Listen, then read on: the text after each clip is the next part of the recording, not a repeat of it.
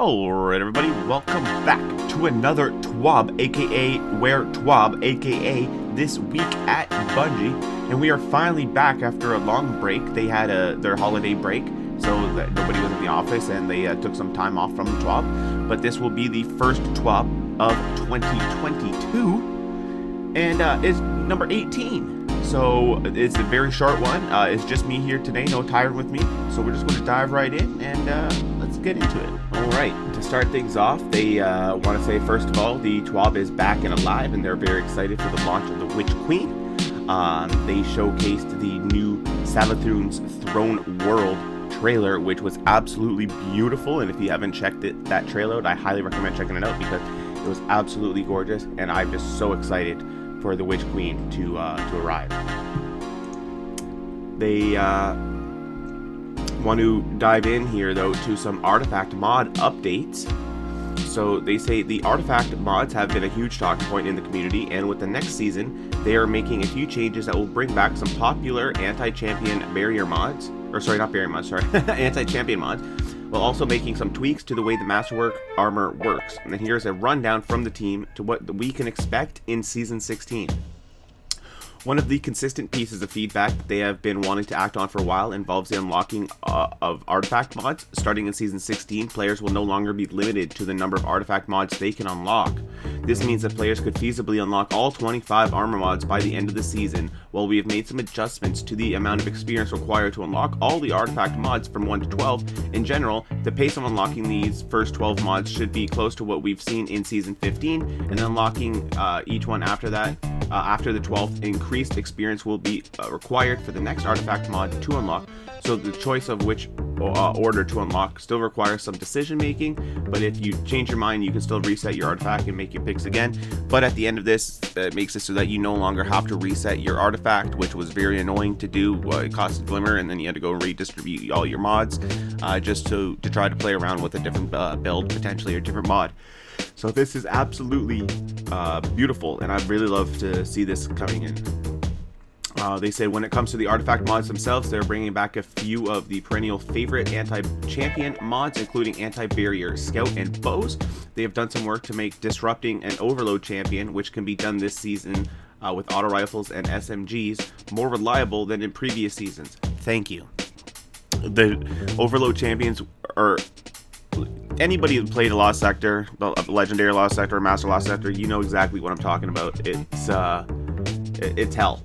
They teleport all over the place, and it just makes it really, really annoying. And even sometimes you start hitting them with the sword, and it doesn't even register that the swords hit them sometimes for whatever reason.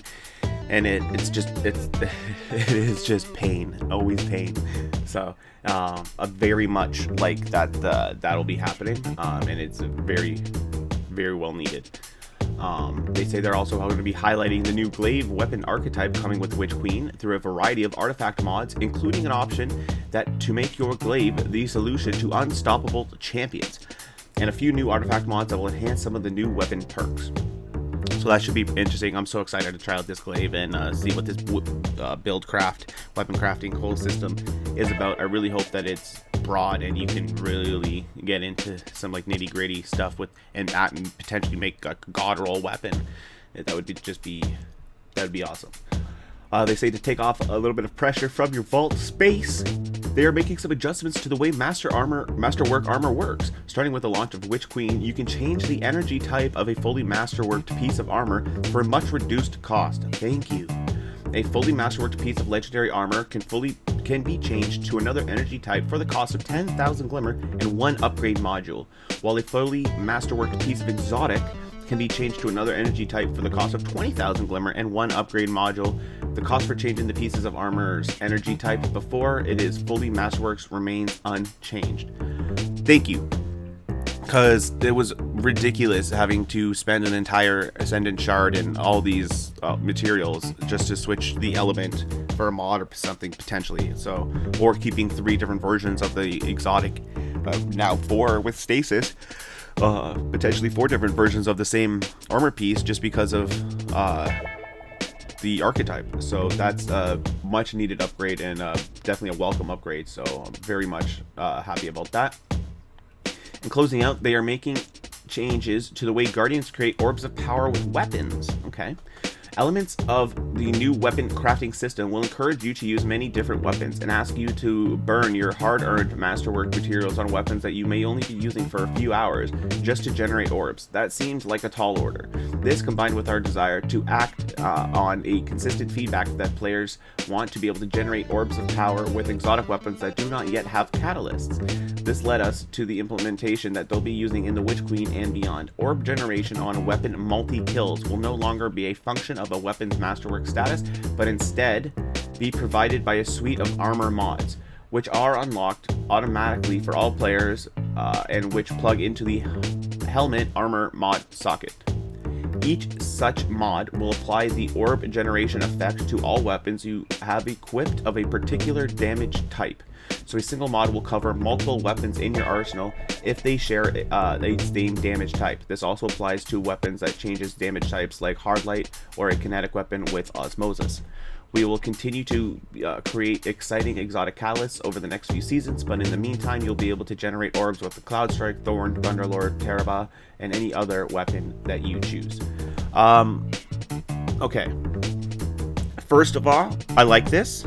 I like the fact that they're making it more accessible to create orbs of power, especially in PvE, so you get more access to your supers, which is just where you generally where people having a lot of fun. People just outside looking in, when you see this game, you see the supers, and you're like, that's fun, I want to go use a super. So you pop into the game and you're like, I want to use that super as fast as I can. And being able to generate orbs regardless of your weapon now without the Masterwork is fantastic. Part of me, though, they've just now made the fact that it's going to it says here, it says orb generation on weapon multi-kills will no longer be a function of a weapon's Masterwork status. That's what I have a problem with. If they had just left it and that your Masterwork weapons still did what they did, and so you don't have to have the mod on, you can still just choose to have your Masterwork weapon and create these orbs of power, was, I think, the move. The fact that you now are forced to put this mod on so that your weapons now create orbs of power, I don't think is the right play, because you're now taking up an armor mod slot on my helmet, which, as someone who has like a whole build, I use up all my slots almost all the time. So, or like I have my 10 out of 10 across the slots. Like I rarely ever have something just not utilized because I'm trying to maximize the best that I can. So if I now have to remove one of my other mods just to put this mod on, just so I can now get orbs of power with other weapons, is, I don't think, the best option for this. I think it's a great way for new players to generate orbs of light and people to generate orbs of light with the exotics, like they said, that don't have catalysts, and for weapons that they don't feel like they want to Masterwork yet. But you shouldn't take away that feature from a Masterworked item. You've now made all the weapons that I've Masterworked and all those materials and everything that I spent completely useless. And it doesn't matter if it's now Masterworked or not. It's literally just a moot point, because it doesn't change anything now except for adding a few of the stat bonuses. Just because like you upgrade like your handling 10 times and then it's Masterworked, or your reload speed, or whatever the bonus trait is, the Masterwork trait is on the weapon. So I don't think this was the right way to play this. If they had just left it that the Masterwork items did the same thing regardless, they still created the orbs of power regardless, I think that was the way to go, versus being forced now to have this on your helmet at all times. Now if they make it an extra slot like they did with like the Aeon gloves or whatever, and certain like raid gear, you have that extra bonus slot that just takes up nothing. And if or it doesn't take up nothing, it's just an extra slot, but they can still cost X amount of energy cost. If they make the energy cost for this 0 and have it as an extra piece on the helmet piece, then now that's a bit better, because now people will have it on regardless. So regardless, you don't need your Masterwork weapons. It still makes them completely useless. So that's just still a super weird thing to do. But if they do make it where it costs 0 and they add it to the armor, the headpiece for free, I think that's the best way to do it. That way, yeah, everybody gets Orbs of Power. They don't need to masterwork and spend all these materials masterworking your items, and people don't have to worry about not being able to have that extra mod slot now for their helmet. From what I've seen online, this is the biggest grievance from people, is the fact that they don't want to lose that mod slot for their helmet piece. So, and I don't either, because I use both. That's your like ammo finders. So you have your finders and you have your scavengers, right? So I believe the finder is on the helmet. So if I'm trying to have two different, if I'm rocking like my fusion rifle and a sword, I want to have my sword ammo finder and I want to have my fusion ammo finder. Now I potentially can't have both of those because I have to replace one of these with a mod just so I can create Orbs of Power now, because you decided to take it away from all the weapons that I've masterworked. So it's a weird thing. Like it's like a step forward and a step back at the same time, because I really do like the fact that they're adding in the Orbs of Power generation to anything, but I don't like the fact that they're taking it away from my already masterworked items. I feel like that should be a choice if I want to have that mod on or not, and now you're kind of forcing me to have the mod on and potentially taking up one of my slots. So I hope there's going to be a bit more on this in the future. As Witch Queen is still like a month away, so it's still a little bit out there, and we'll see what happens. But I do hope that they comment on this and maybe bring some more light to it in the meantime, because there's a little bit of issue with it. But moving on, they're going to talk about the 30th anniversary content. They're just talking about people wondering if they're going to take it away or not taking it away, but it is not going anywhere. It is a paid DLC, and it is not going to be placed in the Destiny content vault with the launch of Witch Queen. Now, that doesn't mean it's not going to eventually go into the content vault. Everything has been essentially going into the content vault, paid or free regardless. So even stuff that we got last year, like Presage Mission and whatnot, which was a paid one from the Season of the Lost, I believe. So it doesn't mean that these things will not potentially hit the vault, but at least for out 2022, they said we are safe and the Zerlet activity will be here. So anybody planning on getting the Galahorn or doing the Dares of Eternity and the Grasp of Avarice dungeon, all the fun stuff, don't worry, it's not going anywhere. It'll still be here for you. Moving on, we got some Prime Gaming loot. You know, we got the Pyrrhic Victory emote, exotic emote. We have the Hissing Silence exotic Ghost Shell, the Another Inspired Idea exotic Sparrow, and the Astera Blade legendary ship. If you're a Prime Gaming member, if you have if you're an Amazon Prime member or a Twitch Prime member, make sure to go claim those rewards. They say no one ever asks where PSR, which is hilarious. It's a little play on, because you know everyone's always where Twab, but no one ever asks where PSR. The player support team is comprised of superheroes, and they work passionately to ensure the integrity of the game, track issues by their amazing players, and create an incredible guide to provide Guardians with the info they know. This is their report. Colorblind Mode. They're currently investigating an issue with colors becoming harder to distinguish across multiple colorblind modes after the latest update, patch 3.4.0.2. Steam negative silver balances.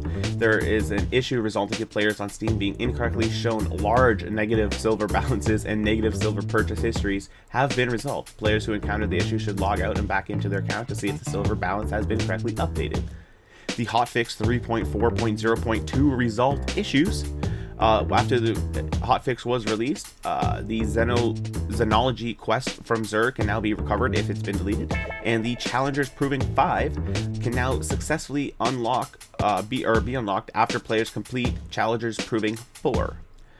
The Twitch extension resolved issues with the release of the hotfix 3.4.0.2. They've additionally resolved issues with the Destiny 2 Twitch extension bounties. The Dreisigist emblem now appears in the collections, and the Watcher's Shade shader will now be granted upon completion of the gift sub bounty. Players who completed the gift sub bounty after the launch of the 30th anniversary but did not receive the Watcher's Shade shader will be able to acquire the shader from Amanda Holiday in a future update. There's a few more known issues. They are currently investigating an issue of Marmot errors. There are more reports of the Wicked Overgrowth shader that didn't unlock in the collections for some players after the hotfix. And for a full list of issues, please go to the Known Issues article. Now we move into the movies of the week, which are always just absolutely fantastic, and I definitely recommend checking them out. And then we have the artists of the week, which is always my favorite part of the Twab, because the community just makes the greatest art that I've seen for video games, and it's wonderful, and I love that Bungie shares it every week, and it even goes further than that. Then they have contests and whatnot. You can win specific emblems, like movies of the week emblem or an artist emblem, whatnot. I think it's just really cool to engage with the community like this and to promote the all the talent in the community. I think it's just absolutely wonderful.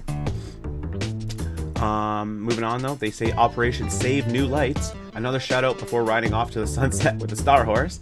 Dares of Eternity caused some unforeseen mayhem when it pulled new lights into the activity despite lacking the required power level. The Destiny community blew us away when everyone came together to help new players by kicking off Operation Save New Light. I did participate in this. I went into the Dares of Eternity many times to go help out some new lights, and I definitely had helped out a few because I went in and they were level 1s and with little blue gear on, and it was great. And one of them even gave me a salute after and made me feel good. So but yeah, they said high level players were lowering their light level their gears in instances with their precious blueberries, only to re-equip the gear that they know and love after, so they could kick the foes in the face and make the treasurable horse proud.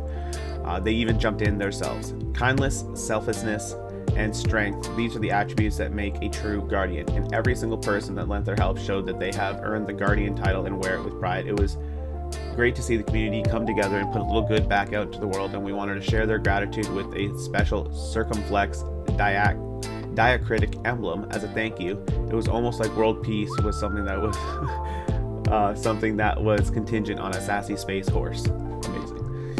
Finally, sorry to the new lights that had to see me repeatedly blow myself up with the 1,000 voices. We all have our flaws, don't judge. For those asking, their threads of lost ventures were looking good continues. It's called Fashion, sweetie. Look it up. We've already seen so many incredible submissions, and we'll share their next batch of winners soon. So this is another thing I was talking about. They've turned the fashion show from like a contest for the emblems even into a whole thing with like a magazine now and everything. It's just it's fantastic. So but again, they said for now, keep inspiring us with those looks. And share your Guardian's appearance page and use the hashtag Thread of Light on Instagram or Twitter. You can also tag at Destiny the Game or their account in your region for more visibility, and they'll have more to share in the next couple weeks, including more on Gambit. Okay, they might be doing something with Gambit. Okay, weapon crafting and a few other goodies that they can't wait to show off. Stay tuned, and in the meantime, stay fresh, be kind, and see you soon. So that is it for the Twab. I'll actually pop up that emblem that we got for saving the new lights. It's a very cool looking emblem. We'll be getting it if you participate in the Dares of Eternity at any point. I think from the last like 2 weeks, or in the last week, I believe you are eligible to get this for free. So, but yeah, just a quick. Not too long of a Twab, fairly quick this one, and we'll just keep it short. Nothing much more to go over. I pretty much discussed everything as we went through it, and for the most part, it was good. I just have that one problem with the mod potentially happening with the for the Orbs of Power, but that is something that again the community is also having a bit of an issue with, and Destiny and Bungie has always been very good at communicating and talking with and getting feedback from the community. So this could even change potentially before launch, or it's just we're not seeing the full picture potential. Like I said, it could just be a free mod that we're just not realizing is a free mod that we think is going to take up one of our slots. So that'll do it for the video, guys. I hope you guys have enjoyed it. If you did, it'd be absolutely wonderful if you could hit that like button, and please do consider subscribing to the channel for more content in the future. But until next time, have yourself an absolutely wonderful day, and as always, stay hydrated, as hydration is key.